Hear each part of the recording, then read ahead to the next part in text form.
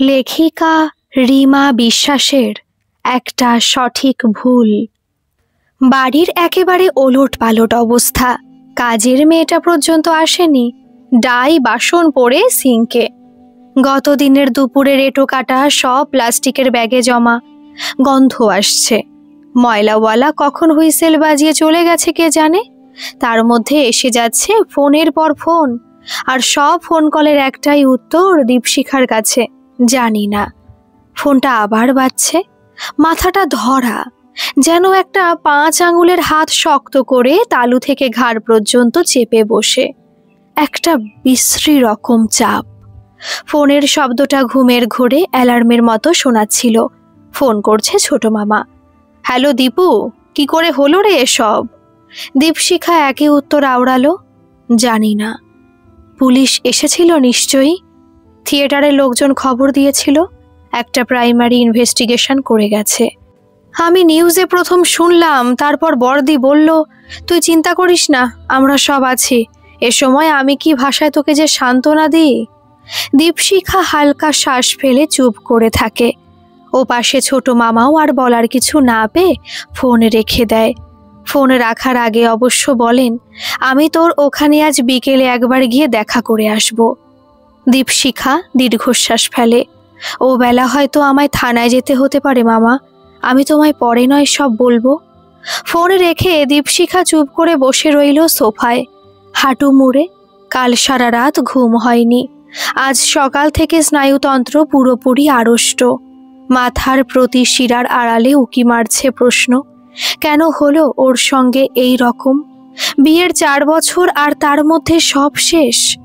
Calling bell বাজলো কেমন একটা শিষ্টাচার বহির্ভূত ছোকরার মেজাজে। মাথাটা ঝং করে ধরে গেল আবার। দরজা খুলে তেমন হতবাক অবশ্য হলো না। অন্য সময় ইউনিফর্ম পরা লোক দরজায় এসে দাঁড়ালে বুক ছ্যাদ করেই উঠত। নমস্কার, আমি নির্মলেন্দু সরকার, কিশোর মিত্রর মার্ডার কেসের ইনভেস্টিগেটিং অফিসার। দরজা ছেড়ে দাঁড়ায় দীপশিখা। এলো চুল পেঁচিয়ে একটা খামচি ক্লিপ আটকায়। ভদ্রলোককে সোফায় বসতে বলে বলে, চা খাবেন? অন ডিউটি এসব একেবারেই চলে না। মিসেস মিত্র, আপনি প্লিজ বসুন, আপনার সঙ্গে কিছু কথা আছে। দীপশিখা দীর্ঘশ্বাস ফেলে সোফার উল্টো দিকের একটা চেয়ারে বসে। মার্ডার সিনটা। ভদ্রলোক কিছুক্ষণ চুপ করে থেকে বলেন, I know it's quite difficult for you to explain, কিন্তু আমি আরেকবার যদি। কি আশ্চর্য, আমি কাল থানায় পুরো বয়ানটা তো দিয়েই এসেছি। আপনারা আমায় অযথা হেনস্থা না করে যে স্ট্র্যাপ করলো, অতগুলো লোকের সামনে যে মারলো, তাকে কেন ইন্টারোগেট করছেন না? ম্যাডাম, আমাদের কাজটা আমরা ভালো করেই বুঝি। কাইন্ডলি আপনি যদি কোঅপারেট করেন তবে সুবিধা হয়। আচ্ছা, শো কটায় শুরু হয়? সন্ধে 7টা হবে। ডট 7টা? সরি, অত মাইনুটলি ঘড়ি দেখে শো শুরু টাইম নোট করিনি। আপনার হাজবেন্ড মিস্টার কিশোর মিত্র কি বরাবর থিয়েটারে অভিনয় করে আসছেন? হুম। দীপশিখা মাথা নাড়ায়, বলতে থাকে, এই 1-1.5 বছর হলো একটা ফেসবুকের গ্রুপের সঙ্গে যোগাযোগ করে এই শখ ডেভেলপ করে। সেদিনের ড্রামার প্লট আপনার জানা ছিল? কিছু কিছু, কিন্তু আমি অত ডিটেলিংয়ে কিছু শুনিনি। আমার সংসারে হাজারো কাজ থাকে। পূর্ণ বক্সিকে আপনি আগে থেকে চিনতেন? 1-2 বার ওদের রিহার্সালে গিয়েছিলাম, তখন আলাপ হয়েছিল। উনি কি অ্যারেস্ট হয়েছেন? এখনো ইনভেস্টিগেশন তো শেষ হয়নি, ওনাকে জিজ্ঞাসাবাদ চলছে। উনি বারবার একই কথা বলছেন, উনি যে ফলস ছুরিটা দিয়ে রিহার্সাল করেছিলেন সেটা কেউ সরিয়ে দিয়েছে, উনি মার্ডার করেননি। আর ব্যাপারটা ভাববারও, এতগুলো এভিডেন্সের সামনে কেউ মার্ডার করবেই বা কেন? আপনার কি মনে হয়? 2 আঙুলে মাথার রগ চেপে ধরে দীপশিখা। আপনার মনে হয় আমি ওসব ভাববার পরিস্থিতিতে আছি? সরি ম্যাডাম, আসলে আমাদের স্বভাবটা খালি কোয়ারি করা কি না। আচ্ছা, আপনাদের ছেলে মেয়েদের কাউকে দেখছি না তো, ওরা কি নেই? আমাদের ছেলে মেয়ে মানে সন্তানের কথা বলছেন? হ্যাঁ, তাই বলছি। আমাদের সন্তান নেই। ও, বিয়ে তাও কত বছর হলো? উফ, এখন কি এ কৈফিয়ত দিতে হবে আমাদের সন্তান কেন নেই? আপনি কি পুলিশ অফিসার না কোনো কুচুটে মাসিমা বলুন তো? জিভ কেটে নির্মলেন্দু হাসেন। Sorry sorry, I don't mean it. Let's change the question. Ma'am, আপনার হাজব্যান্ড মানুষ কেমন ছিলেন যদি একটু বলতেন। নির্মলেন্দুর চোখের দিকে স্থির তাকিয়ে দীপশিখা হালকা শ্বাস ফেলল, বলল, ভালো ছিলেন। কর্পোরেট কোম্পানির এক্সিকিউটিভ ম্যানেজার ছিলেন, তাই তো? কিছুটা অন্যমনস্ক দীপশিখা। লাভ ম্যারেজ ছিল? দীপশিখা পরের প্রশ্নগুলো যেন আর শুনতে পাচ্ছিল না। প্রশ্নকর্তা যদিও থামেনি তখনও। ওনার আগে কোনো রিলেশন ছিল বা আপনাদের মাঝের বর্তমান সম্পর্ক কেমন ছিল? আপনার ইনকাম? এই প্রশ্ন উত্তরের ঝোপঝাড় পেরিয়ে মন হঠাৎই হুহু বেগে উড়তে শুরু করলো। মানুষটাকে একেবারে মনের মানুষই তো মনে হয়েছিল। দীপশিখার বরাবরের আতঙ্ক ওর রূপ, ওর খেদা নাক, চওড়া কপাল, পাতলা চুল, একফালি কুমড়োর মতো মুখের হাওয়া। ছোট্ট থেকে শুনে এসেছে এ মেয়েকে কেউ পছন্দ করবে না। আত্মীয়রা ডাকতো বুচি, খেদি বলে। কোনো অনুষ্ঠান বাড়িতে গেলে কেউ কোনো ক্যাটকেটে রঙের জামা পেলে দীপশিখাকে লক্ষ্য করে হাসাহাসি শুরু করত, বলতো ওকে পরা। তারপর হাসির হররা, যা দেখতে লাগবে, বন মানুষকে জামা পরালে যা লাগবে তাই। ওরে বুচি রে, তোর জন্য একটা বোচা জোগাড় করা যে বড় চাপের। এই খেদি, তোর দিকে ছেলেটা তাকায়। প্রশ্নটা করেছিল বড় মাসি, আর সে কথার কৌতুকে হেসেছিল বাড়ির আর সকলে।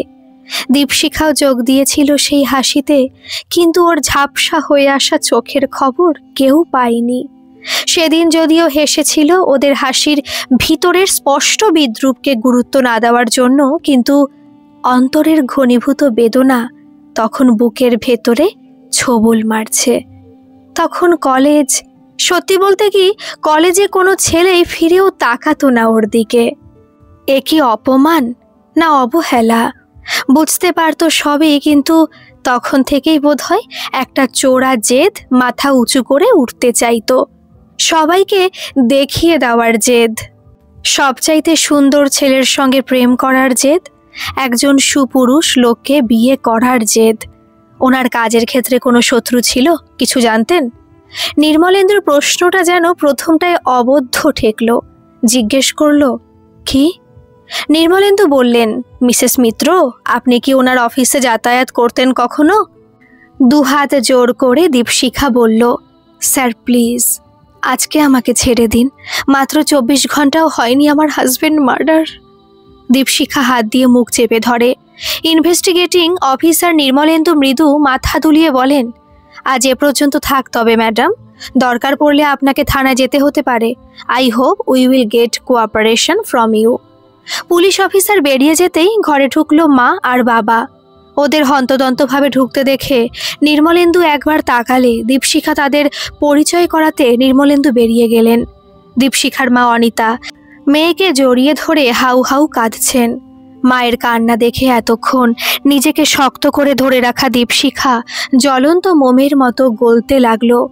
কান্নার দমক থামতে অনিতা বললেন, রাতেই তোর আমাদের ফোন করা উচিত ছিল। এত কিছু একা কেউ নিতে পারে? তোর শ্বশুর বাড়ির তরফ থেকে কেউ আসেনি? দেওর এসেছিল কাল রাতে, ফোন করেছিল ওর মা, আর ওর বাবা খুব ভেঙে পড়েছেন। সেটাই স্বাভাবিক, সবই আমার আর তোর পোড়া কপাল রে মা। নইলে অমন হীরের মতো ছেলে কি আর আমার ভাগ্যে থাকে? থাকলে কি আজ হাসি মুখে আমার পায়ে হাত দিয়ে প্রণাম করে বলতো না, তুমি এইবার দেরি করে দিলে আসতে? আহা কি মিষ্টি ব্যবহার! হে ঈশ্বর, তুমি এত নির্দয় কেন ঠাকুর? অনিতা ক্রমাগত কেঁদে চলেছেন। বয়স হয়েছে, এই বয়সে এসে জামাই বা ছেলের মৃত্যুর শোক নেওয়া সহজ নয়। নিজের শোবার ঘরে নিয়ে গিয়ে মাকে শুইয়ে দিয়ে আসে দীপশিখা। বাইরের সোফায় বসেছিলেন সুবল। দীপশিখা বাবার পাশে এসে ওনার কাঁধে মাথা রেখে শোয়ে। আমার মাথা ধরেছে বাবা, আর পারি না যে। সুবল স্ত্রী চাইতে শক্ত প্রকৃতির। নিজের কোলে মেয়েকে শুয়ে বললেন, আমি টিপে দিচ্ছি, তোর ঘুমের খুব দরকার। বাবার হাত চেপে ধরে দীপশিখা বলল, আর তোমার? সেই কোন হাজরা থেকে খর্দাহ এলে এতটা জার্নি, তুমি বরং ও ঘরে মায়ের পাশে গিয়ে একটু শোও, আমি ভাতে ভাত চড়িয়ে দিয়ে আসি। দীপশিখা উঠতে গেলে সুবল জোর করে মেয়েকে শুইয়ে দেন। তুই ঘুমো মা, তোর চোখ মুখের দিকে যে আমি তাকাতে পারছি না। দীপশিখা চোখ বোজে। শিশুকাল থেকে দীপশিখার একমাত্র সাহারা বাবা। মা সবসময় বিরক্ত হতেন, মেয়ে দেখতে খারাপ বলে দুঃখ করতেন, হাপিত্তেশ করতেন। লোকজন কথা শোনালে এক এক সময় যেন জ্বলে পুড়ে যেতেন। দীপশিখাকে কিছু না বললেও একা একাই বিড়বিড় করতেন, বলতেন, হে ঈশ্বর, এ কি কর্মফলের সাজা দিচ্ছ, মেয়েটাকে একটু। এইটুকুই, কিন্তু এর ভিতরের আক্ষেপ দীপশিখাকে ক্ষতবিক্ষত করার জন্য যথেষ্ট। চেনা জানার ভিতর কারো ভালো বিয়ে হলে উনি দীর্ঘশ্বাস ফেলতেন। আমার এক চিন্তা, মেয়েটার যে কি হবে। সে সময় সুবল স্ত্রী ওপর বিরক্ত হয়েছেন, বলেছেন, মেয়েকে একটা মানুষের মতো মানুষ করে তোলো না, কি রূপ নিয়ে মাথা কপাল খুঁড়ছো হ্যাঁ। দীপশিখাকে বলতেন, বেটি আমার কত বুঝদার, হয়েছেও তো বাপের মা কান্তমুনির মতন। জানিস তোর ঠাম্মিকে তোর দাদুন ডাকতো খেদি। শুনে তখন মুখ চেপে খিলখিল হাসত দীপশিখা। সে বহুকাল আগের কথা, কিন্তু ভিতর ভিতর একটা সুপ্ত ইচ্ছে যে কবে গাছ হয়ে দাঁড়ালো তা দীপশিখাও বুঝি টের পায়নি। আশেপাশে লোকজনের উপেক্ষা আর মাকে সন্তুষ্ট করার প্রচেষ্টায় দীপশিখার মনে জন্ম নিল এমন কেউ যে ওকে ভালোবাসবে, ওকে সুন্দর বলবে, ওর প্রেমে পড়বে। আর ও তখন চেঁচিয়ে চেঁচিয়ে বলতে পারবে, দেখো দেখো, আমার ক্ষমতাটা একবার দেখো, আমি প্রেম করতে পারি, আমার জন্য ছেলেরা পাগল হতে পারে। তার জন্যই না একটা ফেক আইডি দিয়ে ফেসবুকে অ্যাকাউন্ট খুলেছিল, বেছে বেছে ফ্রেন্ড রিকোয়েস্ট পাঠিয়েছিল দেখতে সুন্দর ওয়েল স্টাবলিশড ছেলেদের। তার মধ্যেই না একজন ছিল কিশোর মিত্র। তারপর একটা দুটো খুচরো মেসেজ, আর ওই কয়টা মেসেজেই নিজেকে ধনী মনে হতে শুরু করার অফুরন্ত আবেগ। কিশোর লিখেছিল, your eyes are so pretty. কতবার নিজের চোখ আয়নায় দেখেছে সে সময় দীপশিখা। ভুলে গেছে ফেক আইডির ওই সুন্দরী মেয়েটাকে কিশোর আসল ভেবে বসে আছে। এরপর ফোনে কথা শুরু হলো। কিছুদিন ফোনে কথা হওয়ার পর কিশোর হুট করেই বলল কিনা, এবার দেখা করা টাইম এসে গেছে, চলো না দেখা করি। দেখা করতে দীপশিখাও চায়, কিন্তু তা কি সম্ভব? গলা কেঁপে গিয়েছিল ওর প্রস্তাবে। তোতলে বলেছে, দেখা করা কি করে সম্ভব, আমার বাড়ি ভীষণ কনজারভেটিভ, আর সেই জন্য আমি নিজের ছবিও দিইনি। কথার প্রবাহে কি জানি হঠাৎ মুখ দিয়ে ফলস আইডির কথাটা বেরিয়ে গিয়েছিল। বলবে বলে বলেনি, হঠাৎই মুখ দিয়ে বেরিয়ে গিয়েছিল কথাটা। আর বলে কিছুটা হালকা লেগেছিল। কিশোর বলেছিল, আমারও তোমাকে কিছু কথা বলার আছে, প্লিজ একবার দেখা করো। দীপশিখার মনে হয়েছিল এ ছেলে দীপশিখাকে আইডির সুন্দর মেয়েটার চাইতেও সুন্দর কাউকে ভাবছে, যে বাড়ির কড়া শাসনের ভয়ে নিজের আসল ছবিটা পর্যন্ত ফেসবুকে দিতে পারেনি। তবু গেছে দীপশিখা, কারণ তখন প্রেম করব বলে প্রেম করতে যাওয়া নয়, ততদিনে সত্যি সত্যি কিশোরের ওপর একটা বিরাট মোহ জন্মে গেছে তার মনে। ভয়ে ঢুকে গেছে, ও যদি ওকে প্রত্যাখ্যান করে তবে তা গ্রহণ করা ওর কাছে সহজ হবে না। এতদিনের এত লোকের উপেক্ষা যেন ছিল সেই তপস্যা, যার ফল হিসেবে ও পেতে চলেছিল কিশোরকে। ফেসবুক থেকে জেনেছিল কিশোর সফটওয়্যার ইঞ্জিনিয়ার, বিশাল বড়লোক বাড়ির ছেলে। ওর এক একটা পোস্টে গাড়ি বাড়ি যা ছবি থাকে তাতে ওর ফ্যামিলি আর ফিনান্সিয়াল স্ট্যাটাস সম্পর্কে ধারণা করা যায়। দীপশিখার কাছে কিশোর একটা প্রাইজ। এতদিনে ও যেন সবাইকে চুপ করিয়ে দেওয়ার অস্ত্র সামনে থেকে দেখছে। পার্কের সবুজ ঘাসের ওপর দাঁড়িয়ে যে ছেলেটা মোবাইলে কিছু একটা দেখছিল, সে ফেসবুকের ছবির থেকে প্রায় 4 গুণ বেশি আকর্ষক ছিল। হলুদ টি শার্ট আর সাদা প্যান্ট, কি সুন্দর দেখতে ওকে। ও কেন পছন্দ করবে দীপশিখাকে? ওর যে গায়ের রং গোলাপি, লম্বা সোজা টান টান চেহারা, চোখের মেরুন আভার রোদ চশমা আরও স্টাইলিশ করেছিল ওকে। দীপশিখা কাছে গেলে ও প্রথমে ওর দিকে রোদ চশমা চোখেই তাকায়, তারপর চশমা খুলে বুক পকেটে রেখে ঝকঝকে দাঁতে একগাল হেসে হাত বাড়িয়ে দেয়। হাই! বুকের ভিতর মাদল বাজছিল দীপশিখার। কষ্টে বলেছে, হ্যালো। তারপর পাশাপাশি বসে যখন কথা শুরু হয়েছে, তখন ও পক্ষের কিছু তথ্যের সত্যতারও ফাঁস হয়েছিল। দীপশিখার ছবিটা ভুয়ো ছিল। কিন্তু বাকি তথ্য যেমন একটা ফিন্যান্স কোম্পানিতে অ্যাসিস্ট্যান্ট জুনিয়র ম্যানেজারের চাকরি, ফিলোসফিতে এমএ, একটা কোচিং ইনস্টিটিউটের সঙ্গে কোলাবোরেশনে আসার ভবিষ্যৎ পরিকল্পনা, ফটোগ্রাফির শখ, এগুলো সব সত্য। কিন্তু কিশোরের সত্যি শুধু ওর ছবিটুকু, বাকি সবটাই ফেক। বন্ধুর স্ট্যাটাসকে কাজে লাগিয়ে ছবিগুলো ব্যবহার করেছে। পেশায় সে ইঞ্জিনিয়ার নয়, সাধারণ গ্র্যাজুয়েট, তবে একটা প্রাইভেট কোম্পানিতে চাকরি করে। নিজেদের বাড়ি নেই, পিসির ছেলে মেয়ে নেই, তার অবস্থা ভালো। তিনি তার একটা ফাঁকা ফ্ল্যাট দিয়েছেন ওদের থাকার জন্য। কিশোরের বাবা একটা ওষুধের দোকানে কাজ করে, আর মা সেলাই ফোড়াই করে। এসব শুনে যদি দীপশিখা পিছিয়ে আসে, তবে কি তা ওর স্বার্থপরতা বা হীনতা নয়? তাই পিছিয়ে আসেনি, হাত ধরে কিশোরকে বলেছে, আমার রূপ নিয়ে কিছু বলবে না, আমায় কেমন দেখতে? ও বলল, খুব সুন্দর দেখতে, তোমাকে দেখার জন্য চোখ নয় মন চাই। আমায় মেয়েরা টাকা পয়সা দিয়ে মাপে, রূপ দিয়ে নয়। তুমি সেই প্রথম নারী যে আমার এত দুর্বল দিকগুলো দেখেও আমায় ঘেন্না করলে না। দু চোখে জল চলে এসেছিল দীপশিখার। বলেছিল, আমার সঙ্গে এভাবে কেউ কখনো কথা বলেনি জানো। যদিও বাড়িতে দীপশিখা মিথ্যেই বলেছিল কিশোর ইঞ্জিনিয়ার, বাড়ির অবস্থা ভালো, যা চোখে দেখা যায় না তা নিয়ে লোকে বিচার করে না।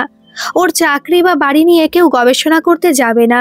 কিন্তু যা সকলের চোখ টাটাবে তা হলো কিশোরের চোখ ঝলসানো রূপ। দীপশিখার ওইখানেই জিত। বাড়ি থেকে ধুমধাম করে বিয়ে দিয়ে দিল। দীপশিখা জানতো ও সুখী হবে, ওর যোগ্যতা আছে। কিশোরকে পাশে পেলে ও ওদের সংসারের রথ সূর্যের ঘোড়ার সঙ্গে বেঁধে ছুটিয়ে ছাড়বে। ওরা সুখেই তো ছিল, কিন্তু কেউ কি জানতো ঘুমের ভিতর হঠাৎ ধরপড় করে উঠল দীপশিখা। চারপাশ অন্ধকার। বাবা ওকে সোফায় শুয়ে রেখে বোধহয় পাশের ঘরে চলে গেছে। কখন থেকে ঘুমোচ্ছে ও, কিছু যে হুঁশ নেই। দীপশিখা সোফা থেকে উঠে ফ্রিজ খুলে জলের বোতল বের করলো। খানিকটা জল খেয়ে আবার সোফায় এসে বসেছে। মা বাবা কাল দুপুর থেকে হয়তো না খাওয়া, ও নিজেও কিছু খায়নি। আর এই এত দুশ্চিন্তার মধ্যেও কি আশ্চর্য, ওর খিদেও পাচ্ছে। বাইরে আলো ফুটতে শুরু করছে। শব্দ করে বেজে উঠল মোবাইলের অ্যালার্ম। আঙুলের টানে বন্ধ করলো ঘুম জাগা নিয়াকে। দরজায় বেল বাজতে কাজের মেয়েটাকে দেখে স্বস্তি হলো। আজ কাজের মেয়েটা এসেছে। দীপশিখার ভয় হচ্ছিল এ বাড়ির বাবু মার্ডার হয়েছে শুনে কাজের মেয়েটা না কাজ ছেড়ে দেয়। মালতী রান্নাঘর লাগোয়া ব্যালকনিতে বাসন মাজছিল। ওকে সবার জন্য চা করার কথা বলতে গেলে মালতী হতাশভাবে বলল, দাদা কি সত্যি আর নেই বৌদি? হালকা শ্বাস ফেলে দীপশিখা মাথা নামিয়ে নিল। মালতী বলল, তোমার কষ্ট হচ্ছে বড় বলো? দীপশিখা দীর্ঘশ্বাস ফেলে বলল, আমার আর কোনো কষ্ট হয় না রে।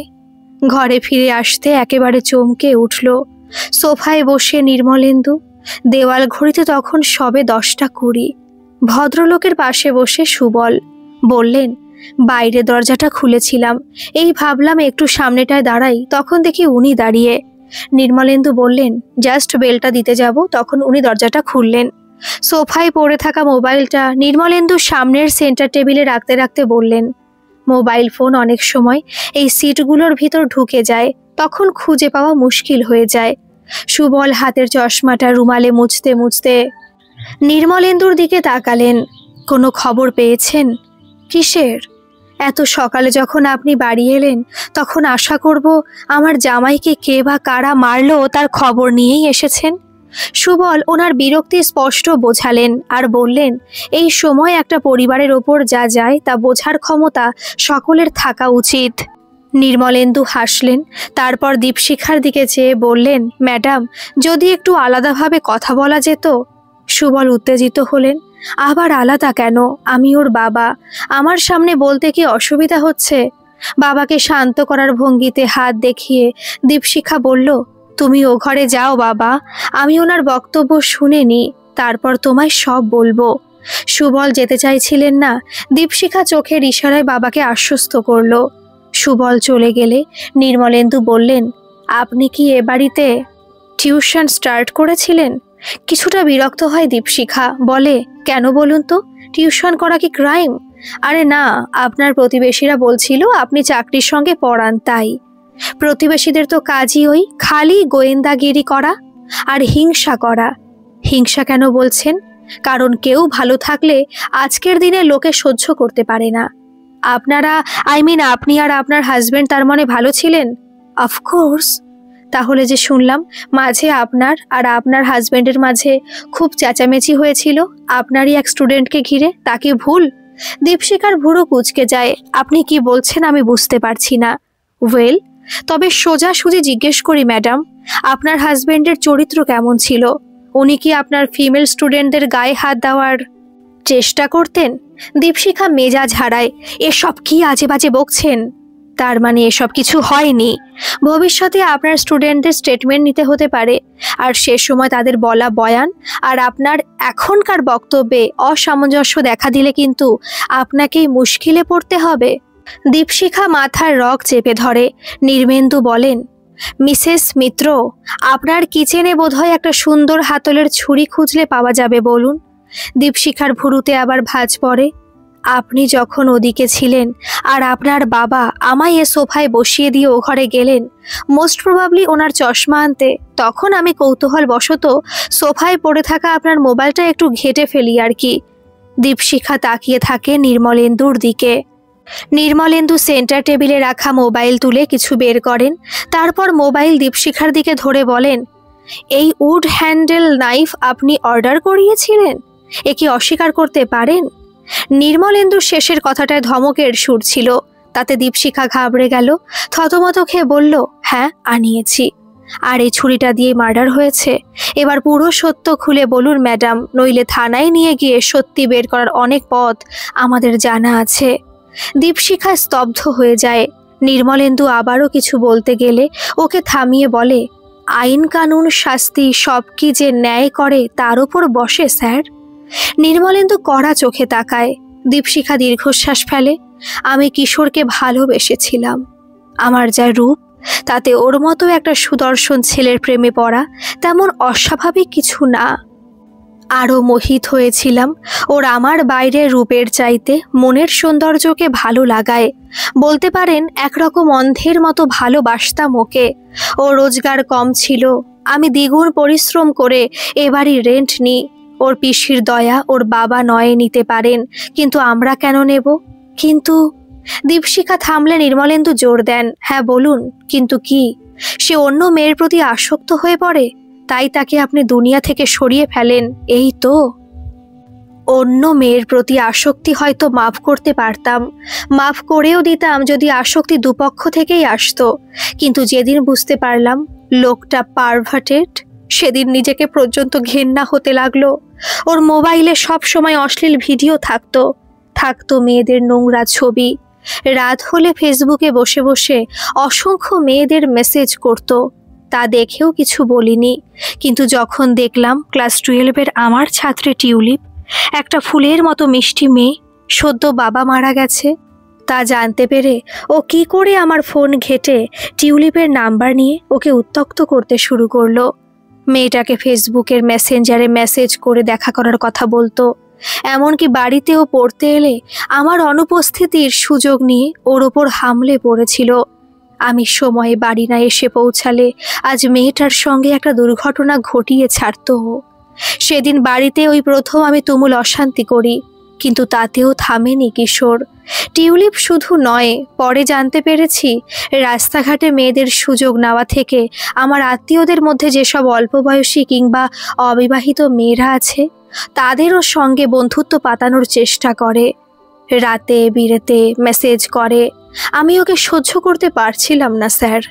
তাহলে ডিভোর্স দিতেন? এসব করার কি মানে? আমি ডিভোর্স দিলে ওর শাস্তি হতো কি? আর একটা সময় আমিও তাই ভেবেছিলাম, একটা মানসিক বিকারগ্রস্ত লোকের সঙ্গে বাস করা যায় না। এর মধ্যে হঠাৎ ওর নাটক করার বাই উঠেছিল। ওর থিয়েটার গ্রুপের সঙ্গে দেখা করতে গেলাম এক সন্ধ্যেতে। দেখার ইচ্ছে ছিল এখানে কোনো মহিলা আর্টিস্ট আছে কি নেই, আর থাকলে তাদের প্রতিক্রিয়া কি। কি দেখলেন? আমায় দেখে প্রথমত কিশোর হকচকিয়ে গিয়েছিল, পরে বুঝেছিলাম নিজেকে ও অবিবাহিত বলেছে। থিয়েটার গ্রুপের মহিলা আর্টিস্টদের মধ্যে অল্প বয়সী একটি মেয়ে তো রীতিমতো ওর জন্য পাগল। আমার পরিচয় শুনে সে মুষড়ে পড়ল। তারপর আমি ঘন ঘন যাতায়াত শুরু করলাম। তারপর এই বিবরণ শুধু যে কথায় আটকে থাকে না, দীপশিখা তখন কিশোরের নাটকের মহড়ায় পৌঁছে গেছে। দৃশ্যগুলো বড় জীবন্ত।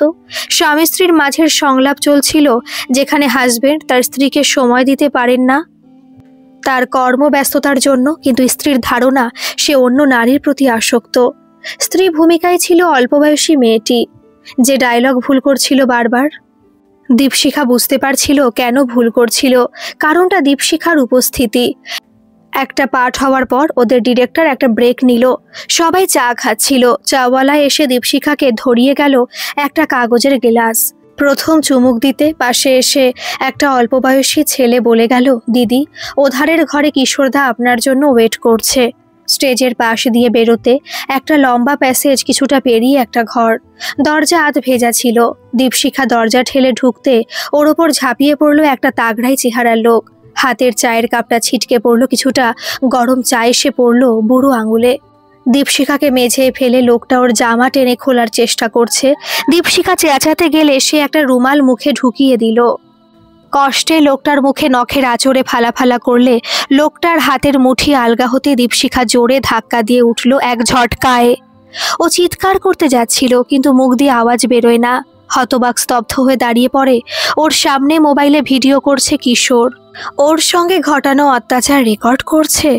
দীপশিখা আর এক মুহূর্ত দেরি না করে বেরিয়ে আসে ও ঘর থেকে। ও তখনও জানে না আর কারা যুক্ত আছে এদের সঙ্গে, তাই পালিয়ে বাঁচাই সে সময়ে নিরাপত্তা। বাড়ি এসে ঘন্টার পর ঘন্টা বসে থাকে পাথর হয়ে, বারবার ভাবতে থাকে ঘটনাটা। কি হলো এসব, কেন? সত্যি কি কিছু আর করার নেই? ও যে অনেক বড় ভুল করে ফেলেছে কিশোর নামক জন্তুটাকে বিশ্বাস করে। এত অন্যায় চুপচাপ মেনে নেয় কি করে? মেনে নেওয়া কি উচিত? না, মন অন্তরাত্মা সব চেঁচিয়ে বলে কখনো না। বিশ্বাসঘাতকের একটাই দণ্ড, তা হলো মৃত্যুদণ্ড। নাটকের প্লট জানা ছিল দীপশিখার। নাটকের নায়ক শুভময় গুপ্ত অর্থাৎ কিশোরকে এক আততায়ী আক্রমণ করবে, তার ঘাড়ে ছুরি মারা হবে, সেখানে মৃত্যু হবে তার। ব্যাস, প্ল্যান কষে ফেলে দীপশিখা নিজেও। ওদের নাটকে ব্যবহৃত ইকুইপমেন্ট ওর দেখা ছিল। আক্রমণের দৃশ্য দেখেছে বার কয়েক, যেখানে ছোড়ার ফলা লাইটের ফোকাসে দেখানো হয়েছে। ধাতব ঝলকানির মাধ্যমে ডিরেক্টর বোধহয় ছোড়ার ধার বোঝাতে চাইছিলেন, আর তার ভিতরে লুকিয়ে থাকা হিংস্রতা। নাটকের সে অল্পবয়সী মেয়েটা ছোড়াটা হাতে তুলে নেড়েচেড়ে বলছিল, বাবা, এ তো দেখছি বেশ ডিজাইন করা। ফলস ছুরি, কাঠের হাতলে সবুজ আর লাল পাথর বসানো, কিন্তু ছুরির ফলায় চাপ পড়লে তা হাতলের ভিতরে ঢুকে যায়। সকলের চোখের আড়ালে একটা ছবি তুলে নিয়েছিল দীপশিখা। সময় কমে আসছিল, সারা শহর চষে এ ছুরির সন্ধান না পেলে বানাতে হবে। কিন্তু এ কাজ কারা করে জানা নেই, যদিও আজকের মোবাইলের যুগে তা বের করা তেমন অসাধ্য কিছু নয়, কিন্তু তাতে রিস্ক থেকে যায়, এভিডেন্সের রিস্ক। তাই অনলাইনে সার্চ করতে শুরু করলো দীপশিখা। অনলাইন শপিংয়ের একটা মজার ব্যাপার হলো অ্যান্ড্রয়েড সব ডেটা ওই সম্পর্কিত অ্যাপগুলোতে পাঠাতে থাকে, তাই সে প্রোডাক্ট আনঅ্যাভেলেবেল থাকলেও তা কিছুদিন বাদে পাওয়া যায়। বাঘ সার্চ করলে ওরা নিউজ ফিডে বাঘের ছবি হলেও ডিসপ্লে করে, সেখানে একটা ছুরি তেমন দুর্লভ কোনো বস্তু নয়। তাই দুদিন কাঠের হ্যান্ডেলে লাল সবুজ পাথরের নকশা করা ছুরি খোঁজাখুঁজি করার পর ব্যর্থ হলে কিছুদিনের মাথায় ফেসবুকের ফিডে ওই ছুরির বিজ্ঞাপন আসা শুরু হয়ে যায়। সুযোগের ব্যবহার করে ছুরি অর্ডার করিয়ে নেয় দীপশিখা। আসামিকে সাজা দেওয়ার আগে ওকে শেষবারের মতো একটা কনফেশনের সুযোগও দেয়। কিশোরকে জিজ্ঞেস করে, ওই লোকটাকে দিয়ে আমার ক্ষতি করতে চাইছিলে কেন? তুমি না আমার হাজবেন্ড? কিশোর বলেছিল ও দেখছিল এরকম পরিস্থিতিতে মেয়েরা কি করে। আসলে আর্টিস্ট তো, তাই সব কিছুই স্টাডি করে, যাতে পরে অ্যাক্টিং করার সময় সেটা অ্যাপ্লাই করতে পারে। আর তুমি নিজের স্ত্রীর অসহায় শঙ্কিত অবস্থা রেকর্ড করছিলে? কই না তো, তুমি ভুল বুঝেছ। আমি রেকর্ড করে কি করব? তাছাড়া আমি যখন ছিলাম ও তোমার কোনো ক্ষতি করতে পারতো না। আজকাল তুমি বড্ড বেশি সন্দেহপ্রবণ হয়ে গেছো। ব্যাপারটা অত কিছুও নয়। কিশোর একটা জোড়া তাপের অজুহাত দেখিয়ে বাথরুমে চলে গেল। দীপশিখাও আর কিছু বোঝালো না। দীপশিখার আসামি দুজন, যে ওর ওপর হামলা করেছিল সে আর কিশোর। একজন নিজের বর, আরেকজন পূর্ণ বক্সী, যার নাটকে কিশোরকে হত্যার দৃশ্য করার কথা। এর মাঝে অটোরিকশায় উঠেও পূর্ণকে দেখেছে দীপশিখা। ওকে দেখে মুচকি হেসেছে আর অটোয় বসা একটা স্কুলের মেয়ের পায়ে বারবার হাত রেখে গেছে। মেয়েটা নানাভাবে নিজের অস্বস্তি বোঝানো সত্ত্বেও ওর নোংরামি থামায়নি। নাটকের দিন মার্ডার সিন হওয়ার ঠিক আগে দীপশিখা গ্রিন রুমে এক ফাঁকে গিয়ে ছুরি অদল বদল করে ফিরে আসে দর্শকের আসনে। তারপর যখন রক্তাক্ত অবস্থায় কিশোরকে স্টেজে পড়ে কাতরাতে দেখে, দর্শক ভাবে ন্যাচারাল অ্যাক্টিং আর পূর্ণ হতভম্ব হয়ে যায়। তখন একটা সন্তুষ্টির নিঃশ্বাস ফেলে মনে মনে বলে, একে বলে জাস্টিস, হাত না লাগিয়ে খুন। বক্তব্য শেষ করে দীপশিখা তাকায় নির্মলেন্দুর দিকে, বলে, আমায় অ্যারেস্ট করতে পারেন স্যার। মানুষের প্রতি আমার সব বিশ্বাস হারিয়েছে। তবে হ্যাঁ, আমার জেল হলে আমার বয়স্ক মা বাবার আমার সঙ্গে শাস্তি হবে। ওরা অসহায় হয়ে পড়বে আর পূর্ণ বেকসুর খালাস পেয়ে আবার মেয়েদের ওপর হামলা শুরু করবে, এবার রেপ করবে, ছোট মেয়েদের ধরে হয়তো বা পাচার। আর আপনি একটা মার্ডার কেস সলভ করার জন্য বাহবা পাবেন, মেডেল বা প্রমোশন, কিন্তু আখেরে সমাজ কি পাবে বলতে পারেন? নির্মলেন্দু চুপ করে বসে থাকেন, তারপর সোফা ছেড়ে উঠে বলেন, it will be the perfect murder until the murder weapon remains A mystery. Mobile কিন্তু সব ধরিয়ে দেয়, জাগিয়ে এখন উঠি। নির্মলেন্দু বেরিয়ে যাচ্ছিলেন, উনি দরজার মুখে এলে সুবল পিছন থেকে প্রশ্ন করলেন, আপনাদের ইনভেস্টিগেশন আর কতদূর? হেসে নির্মলেন্দু একবার তাকালেন দীপশিখার দিকে, বললেন, দীপশিখা ম্যাডামকে হয়তো খুব শীঘ্রই একটা প্রেস কনফারেন্সে বসতে হতে পারে। তার হাজবেন্ডের মার্ডারকে আমরা খুব তাড়াতাড়ি কোর্টে পেশ করব। এ বিষয়ে হয়তো সাংবাদিকরা কিছু জিজ্ঞাসাবাদ করবেন। আর হ্যাঁ, পূর্ণ বক্সির কিছু পাস্ট রেকর্ড আমাদের কাছেও ছিল ম্যাডাম। Good bye. ঘরে বসে দীপশিখা ঘর ঘর শব্দে জিপ বেরিয়ে যাওয়ার আওয়াজ শুনতে পেল। মেয়ের পাশে এসে বসে সুবল বললেন, কি বাজে বকে গেল লোকটা, সত্যি কি খুনি ধরেছে? দীপশিখা তখনও দরজার দিকে এক দৃষ্টে তাকিয়ে বলল, এই দুর্দিনেও খুঁজলে দু একটা ভালো লোক ঠিক পাওয়া যায় বাবা। সুবল হয়তো খুনি ধরা পড়ায় মেয়ের পুলিশ অফিসারকে স্বীকৃতি দেওয়ার ইঙ্গিতই বুঝলেন। দীপশিখা কিন্তু ভিতর থেকে আজ বড় শান্ত। খোলা দরজায় আছড়ে পড়া সোনালি রোদে অতীতের ভ্যাপসা ভাব দূর হতে দেখছিল। একটা ভুল, আর সেই জেদের বশে নিজে পর্দার আড়ালে গিয়ে আরেকটা ছদ্মবেশীর পাল্লায় পড়া। এ কোন ধরনের চালাকি? সব ভুলেরই খেসারত দিতে হয়। জীবনের কিছুটা অংশ দিয়ে এসে খেসারত চোকাতে হলো দীপশিখাকে। যুগ যুগ ধরে হয়তো বহু দীপশিখা তাদের পুরো জীবনটাই ধ্বংস করেছে একটা দেখিয়ে দেওয়ার নেশার ভুলে। দীপশিখার এখন একটাই বীজ মন্ত্র, ওর ছাত্রীদের অন্তত এই শিক্ষাই দেবে, তা হলো ভুল করার ভুল না করতে। জানে না সমাজ এই মার্ডারের ষড়যন্ত্রটাকে ভুল বলবে কিনা, আর যদি ভুলই হয় তবে ও কিন্তু খুব জোর দিয়ে বলতে পারে এই ভুল হলো ওর জীবনের একটা সঠিক ভুল।